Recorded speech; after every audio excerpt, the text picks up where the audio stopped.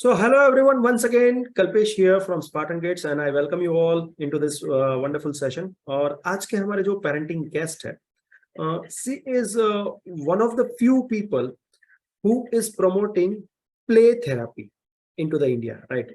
And she is very special that I would suggest that कि अगर वो खुद ही अपना introduction दे तो वो काफी बढ़िया रहेगा हम सब के लिए. So, without any further delay, let's get into the interview.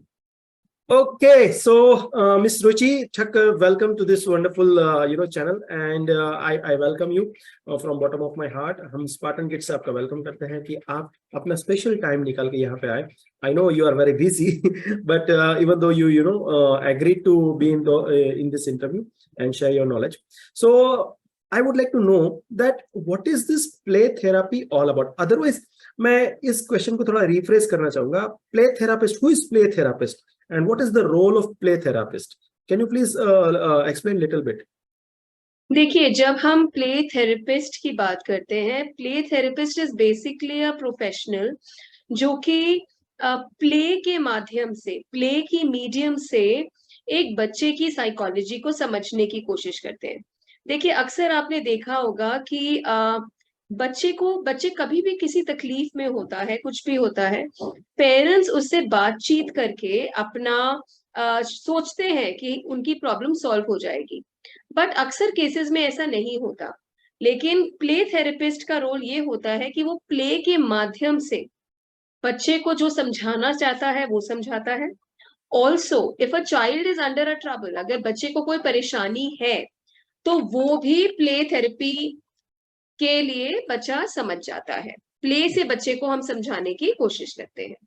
Okay, wonderful. So, is it about day in day out thing, or is it about something specific issue? मतलब किस तरह के challenges play therapist जो है वो solve करते हैं? Can you please let us know? देखिए, प्ले थेरेपिस्ट जो होते हैं वो कुछ भी challenges, if a child वो express, see, for a child it is very difficult to express themselves into words. बच्चे के पास कोई कुछ कहना उसके लिए बहुत मुश्किल होता है. तो इसीलिए हम क्या करते हैं कि प्ले के माध्यम से उसके दिमाग में क्या चल रहा है उसको जानने की कोशिश करते हैं. और अगर आप ये सोचे कि किस तरीके की प्रॉब्लम्स, तो हर तरीके की प्रॉब्लम, चाहे वो लॉस ऑफ फैमिली मेंबर और डेथ इन द फैमिली है, चाहे bullying behaviour in the school है, चाहे मम्मी पापा से या पेरेंट्स से कोई किसी भी तरीके की परेशानी है. और अ lot of times play therapy में हमें ये भी पता चलता है कि अगर बच्चा अपने पेरेंट्स से नाराज है तो क्यों है, क्या पेरेंट्स के बीच में जो अनबन होती है, लड़ाइयाँ होती हैं, बच्चे को किस तरीके से इफेक्ट कर रही हैं, वो भी पता चलता है. तो प्ले थेरेपी से we can know a lot of things जो वर्ड्स नहीं बता सकते हमें. Yes, and it is quite required at specifically छोटी एज में जब बच्चे के पास इतनी vocabulary नहीं होती है कि वो whatever he is feeling he can express, right? So this could be a key part to understand what exactly he is thinking. Yeah. And anyways, for a child, words के पीछे हमको जाना है, because words की, as you said correctly said, कि उसकी limited vocabulary होती है, तो हमें वर्ड्स के पीछे जाना है कि दिमाग में क्या चल रहा है. एंड प्ले से अच्छा वे कुछ नहीं हो सकता. Yeah, in fact, as an adult also we feel like कि भाई here and then कभी हमें chance मिल जाए कुछ खेलने के लिए.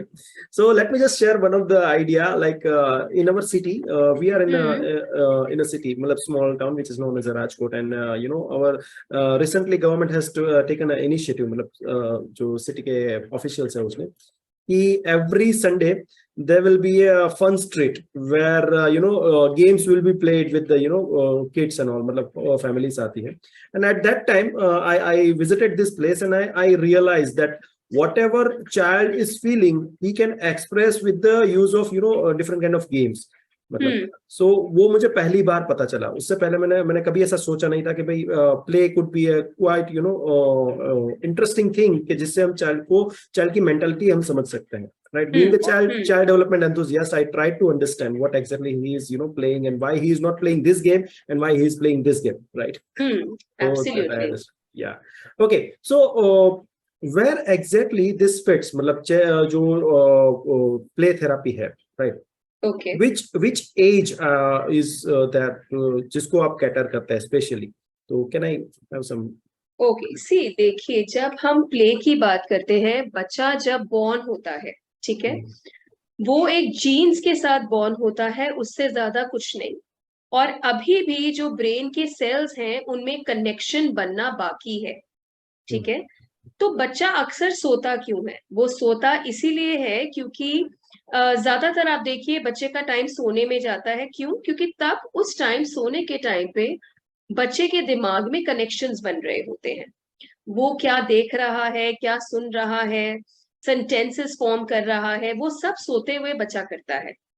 नाउ द सेकेंड स्टेज, जब बच्चा हो जाता है, आप समझिए 6 months अबव, ठीक है, तो वो मैनिपुलेट करने लगता है। इनफैक्ट उससे भी पहले, जब बच्चा 3 महीने का होता है, पेरेंट्स जो है उनके आसपास एक कलरफुल ऑब्जेक्ट्स की शीट्स लगा देते हैं और बच्चा उनको देखता है, ब्लैक एंड व्हाइट देखता है। ये क्यों देखता है? क्योंकि उसको सेंसेस, जो आईज आपकी सेंसेस हैं, उससे इंफॉर्मेशन मिल रही है, ब्रेन अपने कनेक्शंस बना रहा है, and that's how the child is learning. फिर जब आप उसको रैटल्स देते हैं, तो रैटल्स से वो साउंड सुन रहा है, तो उसको ऑडिटरी क्यू मिल रही है कि ये आवाज होती है, और वो रैटल को देख रहा है और आवाज सुन रहा है, तो वो कनेक्शन बना रहा है। फिर बच्चा जब 6 months अबव होता है, वो मैन्युपुलेट करने लगता है, वो बॉल होल्ड करने की कोशिश करता है, चम्मच होल्ड करने की कोशिश करता है, आपकी फिंगर होल्ड करने की कोशिश करता है। वो भी बहुत पहले करने लगता है, बट बिग ऑब्जेक्ट्स, जो बिग टॉयज होते हैं लाइक रैटल्स, बॉल्स, उसकी ग्रुप स्ट्रॉन्ग होती रहती है। उसमें वो क्या कर रहा है? मोटर मूवमेंट सीख रहा है। तो play starts at a very early age, as young as 3 months.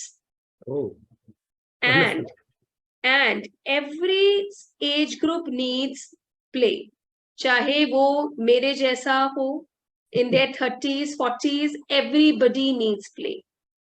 Right? And play is a way जहां पे बच्चा लर्न कर रहा है, वो सिर्फ एक थेरेपी के लिए नहीं है। Play is the major role in which the child is learning and making sense of the environment. तो प्ले तो एवरी डे चाहिए, एवरी एज ग्रुप को एवरी डे चाहिए, अदरवाइज हमारी लर्निंग अधूरी रह जाएगी। Yes yes yes. With this एक बहुत ही एक उम्दा सवाल मेरे मन में आ रहा है, आपने जो डिस्कशन किया उससे, कि what kind of development we can expect with the play thing? Okay, जब बच्चा है, usually definitely जब खेलता है बच्चा, तो फिजिकली तो वो फिट होता ही है, फिजिकल तो उसकी डेवलपमेंट होती ही है, बट क्या वो मेंटल और इमोशनल लेवल पे भी उसका डेवलपमेंट होता है? Specifically I want to ask about the emotional development. या so can you share something about it? The thing is, जब आप प्ले की बात करते हो, सबसे पहले आपका होता है सेंसरी डेवलपमेंट, ठीक है। जो हमारी 5 सेंसेस हैं, आईज, ईयर्स, टेस्ट, ये सारी सेंसेस जो है वो डेवलप हो रही है थ्रू प्ले।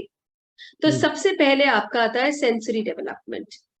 फिर आता है आपका सेंसरी इंटीग्रेशन। सेंसरी इंटीग्रेशन मतलब है कि मैं जो देख रहा हूं और जो मैं सुन रहा हूं वो सेम ऑब्जेक्ट से आ रहा है, ठीक है।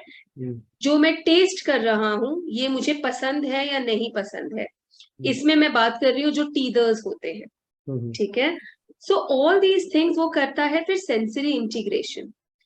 उसके बाद आ गया आपका मैन्युपुलेशन। मैन्युपुलेशन मतलब मैं अगर प्लेडो के साथ खेल रहा हूं, तो मैं चीजों को तोड़ मरोड़ सकता हूँ, मैं उसके अलग अलग डिजाइन बना सकता हूँ।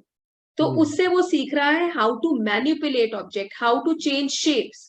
अगर क्ले है तो वो स्ट्रेच भी हो सकती है, अगर बॉल है तो वो स्क्वीज भी हो सकती है। So you know, he is using the word, और he is learning object manipulation. उसके बाद और बच्चा जब बड़ा होता है, तो आप समझिए प्रिटेंड प्ले स्टार्ट हो जाता है। ये बॉल जो है वो आटे का गोला भी हो सकता है, वो मेरा आइसक्रीम भी हो सकता है। और प्रिटेंड प्ले से रिसर्चर्स कहते हैं कि क्रिएटिविटी और इमेजिनेशन बहुत आगे जाती है। And right side of the brain, which is like for creative development, वो बहुत तेजी से बढ़ता है। न्यूरल कनेक्शन, न्यूरॉन्स के बीच में या ब्रेन सेल्स के बीच का कनेक्शन बहुत तेजी से बढ़ता है।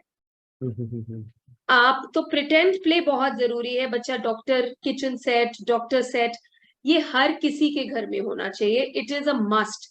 Engineer set, blocks, why? Because उससे बच्चा घर भी बनाता है, और फिर आप देखेंगे जो बच्चा डिस्टर्ब्ड है वो उस घर को बार बार तोड़ता है। एग्जैक्टली, या ठीक है। कोई बच्चा एक कमरे का घर बनाता है, कहता है कि मेरा घर इतना ही है।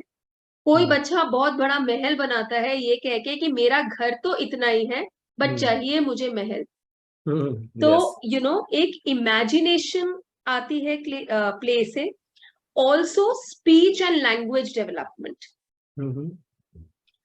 If you ask the child कि बच्चा ये क्या बनाया आपने, ये आप क्या कर रहे हो, तो स्पीच एंड लैंग्वेज डेवलपमेंट भी प्ले से होती है। उसके बाद बच्चे को डिसीजन मेकिंग आती है, क्योंकि बच्चा अपने आप रूल्स बनाता है कि मेरे तरीके से गेम। और कभी भी ना बच्चे को रूल्स नहीं बताने चाहिए कि हम इस रूल से खेलेंगे। बच्चे को अपने आप रूल्स बनाने दीजिए। सो ये सारे तरीके हैं जिससे प्ले हमें डेवलपमेंटल में हेल्प करता है। Exactly, so as I can understand, मतलब काफी सारी चीजें जब आपने बोली तो I can relate with my kid. मतलब जो मेरा बच्चा जब बोलता है कि मुझे इसी तरह से खेलना है, तो I now I can relate why he want to play in such a manner, right? One thing.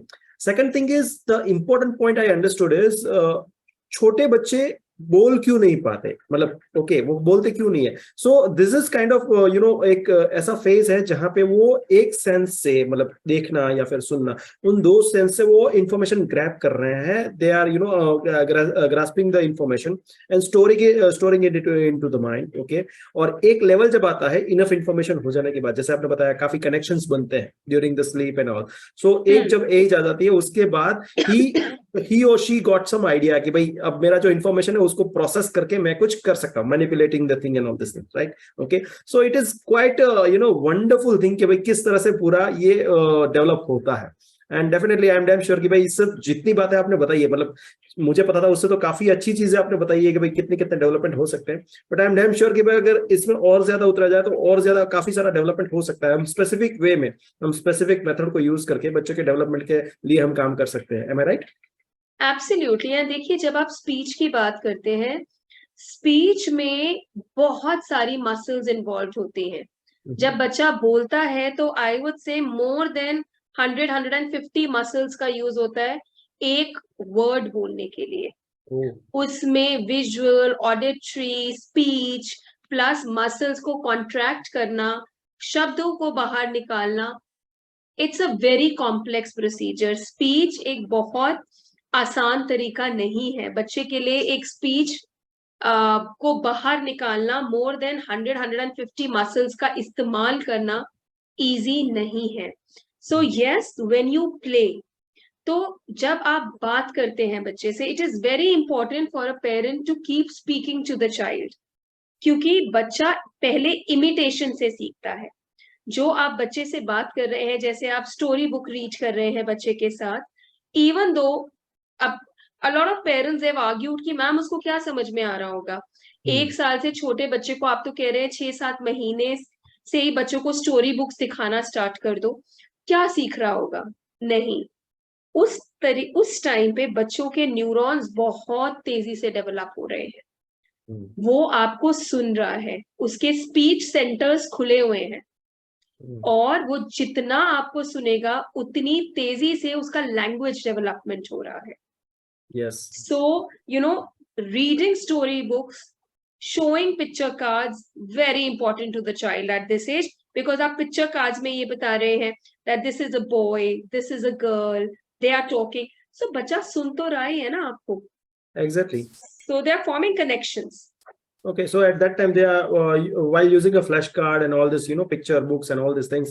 At that time, child is developing using multiple senses at a time, right? Yes. Visual and auditory, and sometimes he also try to speak, right? So Yes. yeah, तो बहुत सारी चीजें एक साथ वो develop हो रही है. I totally agree.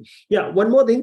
एक इंडियन जो पेरेंट्स होते हैं उसके कंसेप्ट्स कुछ ऐसे हैं कि भाई स्पेशली प्री के या फिर LKG HKG में जब बच्चे पढ़ते हैं, सीनियर KG जूनियर KG में, सो बहुत सारी मॉम्स को ये रहता है कि भाई मेरा बच्चा जब पढ़ रहा है तो पढ़ना ही होना चाहिए और खेलने के टाइम पे खेलना ही होना चाहिए। In fact we also very young, मतलब हम जब थे तभी भी यही बोला जाता था कि पढ़ाई के समय पढ़ाई और खेलने के समय खेल। ओके, और यहाँ पे हम जो बात कर रहे हैं which is merging both of the things together, right? So आपको क्या लगता है which is the better one, मतलब फोकस क्या होना चाहिए? देखिए, I am an educational psychologist also, ठीक है, I am a hardcore educationalist too, so I'm a mix of this educationalist and play therapist. So what I'm going to tell you about this, first of all, it is very upsetting to see the parents today. I am also a parent of today, लेकिन मैंने इस age group में अक्सर देखा है कि play कहीं ना कहीं खत्म होता जा रहा है। yes. कैसे? बच्चा जब स्कूल से आता है उसको पेरेंट्स 1000 क्लासेस ज्वाइन करा देते हैं, music class, dance class, karate class. Why? Because there is so much of pressure on the parents कि मेरा बच्चा smartest निकले, and the child is enrolled into multiple classes. उसमें क्या हो रहा है, बच्चे की खुद की क्रिएटिविटी और इमेजिनेशन नहीं डेवलप हो रही, और हो क्या रहा है दैट दूसरों का सिखाया हुआ बच्चा सीख रहा है और अपने माइंड को यूज ही नहीं कर रहा है। It is very important for a child to have a specific time for play. Okay, purely play, where the time is, जैसे हम स्टडी का टाइम बनाते हैं, 3 से 5 पढ़ना है, 3 से 4 पढ़ना है, ऐसे ही आप 2 से 3, 3 से 4 जो भी आपको टाइम स्लॉट रखना है, it is for free play. Free play का मतलब ये नहीं है कि उसमें भी आपने एजुकेशन घुसा दी। I would say free play का मतलब है फ्रीली प्लेइंग, चाहे आप प्रिटेंड टॉय से खेल रहे हैं, चाहे आप किचन सेट से खेल रहे हैं, that is your free play time. Alright, now comes the education part. If education is fun, definitely the concepts will be better learned, right? Exactly. Now, if you're talking about an age group between, I would say, 2 to 5 years, all right, or you're talking about age groups of 6 to 9 years, 2 to 5 years में तो I would say 80% play based होना चाहिए, जिसके अंदर आ गए आपके you use toys like or cards like flashcards, and probably match the following, जिसके अंदर आपके पास electricity was in my time that used to be there, कि वो लाइट जल जाती थी when there was a correct match. I don't know whether it still comes or not. I also never seen that nowadays, but yeah, I also played that game. Yes, correct matching. और वो जो worksheets आती हैं जिसके अंदर the child can do a mistake and then rub it, rub erase वाली जो worksheets होती हैं, वो बच्चों को बहुत interesting लगती है। They are very attracted to wooden games. उनको जैसे जब wooden alphabets आते हैं, ये सब educational based toys है, and kids definitely enjoy that. But the flip side is, आप ये मत सोचिए कि educational toys solely education करा देगा। आपको educational toys definitely include करने चाहिए, but उसके साथ साथ writing work भी जरूर आना चाहिए, otherwise आपकी finger muscles develop नहीं होंगी। Exactly. Wonderful. Yeah, great. With this, I would like to ask you that दो तरीके के बच्चे हैं, one is ADHD child and second is dyslexia. Okay. So ये जो दो तरीके के चाइल्ड है, उन लोगों को ट्रीट करने में जो प्ले थेरापी है, how much it will help, मतलब क्या वो हेल्प कर सकती है, नहीं कर सकती, किस तरह से उसको ट्रीट करना चाहिए? Can you shed some light, because we are recently going to conduct one of the workshop जो स्पेसिफिकली इसके ऊपर है। हमारे जो व्यूअर्स हैं, हमारे जो लिसनर्स हैं, वो हमें रिक्वेस्ट करते हैं कि भाई इन टॉपिक को लीजिए। तो उसमें एक टॉपिक बहुत बार हमारे सामने आ रहा है कि हमारा बच्चा ना अटेंशन नहीं दे पा रहा है। सो काफी लोगों को ये लगता है कि दे आर ADHD विक्टिम, जो कि ऐसा होता नहीं है हर एक केस में, बट हाँ हमें ऐसा लगा कि उसके ऊपर भी हम वर्कशॉप करें। So that's where I would like to know exactly कि अगर ADHD चाइल्ड है या फिर डिस्लेक्सिक है, राइट चाइल्ड, तो उसके लिए ये प्ले थेरापी कितनी काम कर सकती है? First of all, I would like to say, till the time ADHD is a very sensitive word, okay? And a lot of parents, क्योंकि उन्होंने सिर्फ Google किया हुआ है, they use this word very frequently. Please do not use these words. This is my message to the parents that हम बड़े easily बोल देते हैं कि हमारा बच्चा ADHD है. नहीं, आप बोलेंगे मेरा बच्चा restless हो जाता है. Explain the behaviors rather than saying an ADHD child. This is a request to all the parents because वो आजकल इतना ज्यादा स्टीरियोटिपिकल हो गए हैं ये वर्ड्स यूज करने में कि उनको नहीं करना चाहिए. Again, rather than saying dyslexia, again, this is my message to the parents, say that my child has a problems with reading and writing. क्योंकि जब तक ऑफिशियल डायग्नोसिस ना आ जाए आप इन वर्ड्स का इस्तेमाल ना करें. Now, another thing is that if your child is restless, see, जब हम प्ले थेरेपी की बात करते हैं रेस्टलेसनेस से, तो आप उस एक टर्म होता है जिसको हम बोलते हैं ऑक्यूपेशनल थेरेपी. ऑक्यूपेशनल थेरेपी में प्ले रिसोर्सेज बहुत ज्यादा यूज होते हैं जो कि बच्चों को काम डाउन करने में बहुत हेल्प करते हैं. तो जो बच्चा रेस्टलेस होता है, देसी नुस्खे ये हैं कि आप बच्चों को बोलिए कि जमीन पे रोल करें, जो हम बचपन में करा करते थे. Yes. जमीन पे रोल करने से बच्चा काम डाउन होता है, उसकी सेंसेस काम डाउन होती है. अब पेरेंट्स के साथ ये भी हो गया है कि बच्चे बेयरफुट नहीं चलेंगे, चप्पलों के साथ ही चलेंगे. Yes. नहीं, घर के अंदर आप बच्चे को बेयरफुट चलने दीजिए. अगेन, जो रेस्टलेस बच्चा है वो काम डाउन होगा. ठीक है.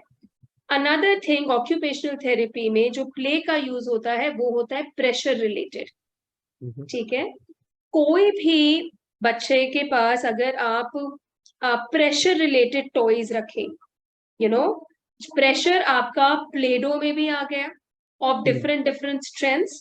तो आप प्लेडो को जब प्रेस करते हैं उसमें भी प्रेशर आ गया, बॉल्स में भी प्रेशर आ गया.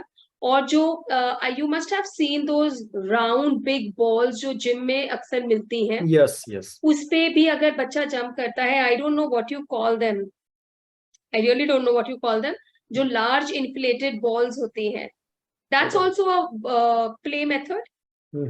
बच्चों को उस पे जंप करवाइए बैठे बैठे. ये सारी चीजें प्ले की बच्चों को बहुत हेल्प करती हैं. एनीथिंग टू स्ट्रेच, जो स्ट्रेचिंग टॉयज आते हैं, जो स्ट्रेचिंग रबर बैंड्स आते हैं. ADHD, perfect, very good. And in fact, children can carry these toys to the class. See, in Delhi, if I talk about, then children with restlessness, they are allowed to carry such toys to the class. Oh. So that they are calmed down during the sessions. वरना teacher पढ़ा रही है, वो restless होते हैं. So rather than roaming around in the class, उनके पास fidgety toys होते हैं. Oh. जो वो पेंसिल बॉक्स में कैरी करते हैं. And they use these toys in the classroom.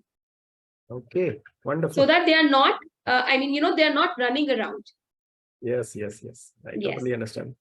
And children with dyslexia also, उनको इमोशनल इश्यूज बहुत होते हैं. जो हमने रीडिंग एंड राइटिंग प्रॉब्लम्स बोली, उन बच्चों को इमोशनल इश्यूज बहुत होते हैं. उनका कॉन्फिडेंस लो हो जाता है. सो उनके लिए प्रिटेंड प्ले टॉयज बहुत हेल्पफुल होते हैं, जिसके अंदर वो एक प्रिटेंड डॉल से बात कर रहे हैं, अपना दुख जाहिर कर रहे हैं. So pretend toys really help for children with reading and writing problems. Exactly, wonderful. So with this I would like to ask you that अगर कोई घर पे ही अपने बच्चे को with the use of play therapy मतलब करना चाहे, तो किस किस तरह के प्ले हम इंक्लूड कर सकते हैं? देखिए, अगर आप प्ले थेरेपी की बात करेंगे, you need a professional to do that. ठीक है. बिकॉज एक प्ले थेरेपी बहुत प्रोफेशनल फील्ड है. ओके. लेकिन अगर मैं बोलूं use of play in knowing the child, तो उसके अंदर फर्स्ट ऑफ ऑल आपके सॉफ्ट टॉयज जरूर होने चाहिए. सॉफ्ट टॉयज में आपके the stuff toys like teddy bear, dolls. For boys it should be more male figure like Avengers. Boys उनसे बहुत ज्यादा रिलेट करते हैं, तो सॉफ्ट टॉयज का एक सेक्शन जरूर होना चाहिए. देन आपके पास पिक्चर बुक्स का, जिसमें वो कार्ट होती है, और picture books, picture library, basically book library जरूर होना चाहिए. Then there should be like, very soft, comfortable chairs where the child can sit, cry, do whatever.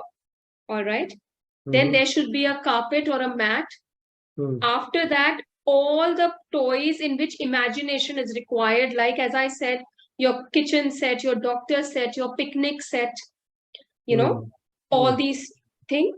Then आपके kinesthetic sand जरूर होना चाहिए, जिसके अंदर वो sand castles बना सके या फिर mold से कर पाए.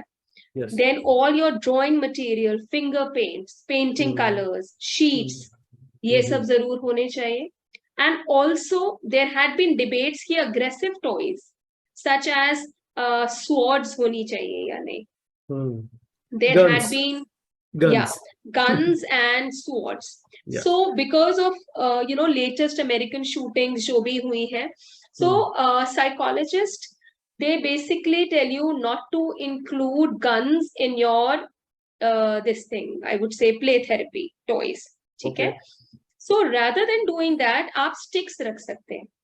और हम ये देख सकते हैं या swords रख सकते हैं. हम बच्चे की imagination, क्योंकि जिस बच्चे ने imagine करना है वो stick को gun imagine कर सकता है. Yeah, there is no limitation in the imagination. Right? हाँ, so you keep such props. अब वो props को कैसे use कर रहा है? वो props को एक teacher के डंडे के लिए use कर रहा है, या वो उस prop को gun की तरह use कर रहा है. So वो किस तरीके से उस prop को use कर रहा है? You'll get to know what's going on in the child's mind. Wonderful, wonderful, great. मतलब काफी ऐसी इंफॉर्मेशन जो आज तक शायद तक हमने प्ले को इस पॉइंट ऑफ व्यू से देखा ही नहीं था, वो सारे आपने इस इंटरव्यू में दी, उसके लिए मैं आपका बहुत बहुत शुक्रिया करता हूँ. Would you like to give any advice to our listeners, as well as if you would like to share your contacts or your social media handles, so that if any one of our customer or any one of our viewer would like to contact you in any condition, then they can contact you. See, parents, first of all, I would just say that all the educational companies, whoever is watching this, do not kill play. Okay. Yeah. Play is the first and the foremost thing that leads to child's speech and brain development.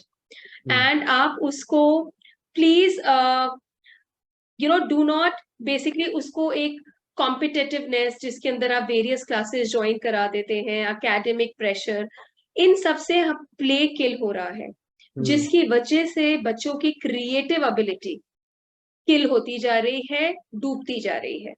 So encourage play, give your child enough time to play, और जितनी mental development during the play होती है उतनी academics नहीं कर पाती. Believe me when I say this, I am also a mother of a 9-year-old, so I can vouch for that and tell you this. So you can, for more videos, like I'll keep talking about all these topics, and thank you Spartan Kids for bringing up this topic, because in nowadays this topic is a very important topic to discuss. हम लोग बात कर रहे हैं robotics की, हम लोग बात कर रहे हैं technology की, but nobody is talking about play. So you coming up with this topic is a great thing to do, and it's a need for the hour that everyone focus on this. And so you can follow me on my Insta account, which is like parenting.expert.ruchi. It's on Instagram. Follow me, maybe that helps. Yeah, wonderful. Thank you, Spartan. With this, I would like to, आपने जो last में अभी जो चीजें बताई ना, उसके बारे में मैं एक point याद रखना चाहूँगा. I have, I was reading this one of the article, and whoever has, written that article, he has said that 5 साल के बाद क्या होगा सिनेरियो हमारा. Okay, so 5 साल के बाद ना, अभी with the help of AI and all these different kind of tools, information is readily available everywhere. Okay. The only thing makes human apart from the other human is imagination. Absolutely. Right? उस information को use करके आप अपनी imagination से उससे क्या बनाते हैं, that will make you unique. Okay, और वही सबके लिए बहुत important रहेगा अगले 5 साल के लिए, right? Absolutely. So that's where it is very important for every parent कि अपने बच्चे को, अगर वो एक अलग एक यूनिक पर्सनालिटी बनाना चाहते हैं, उसको बनाना चाहता है सफल किसी भी चीज में, किसी भी एरिया में, then they need to have such kind of play thing. मतलब कुछ ना कुछ उसको खेलते रहना चाहिए. Don't kill your play, as you just said, right? Absolutely.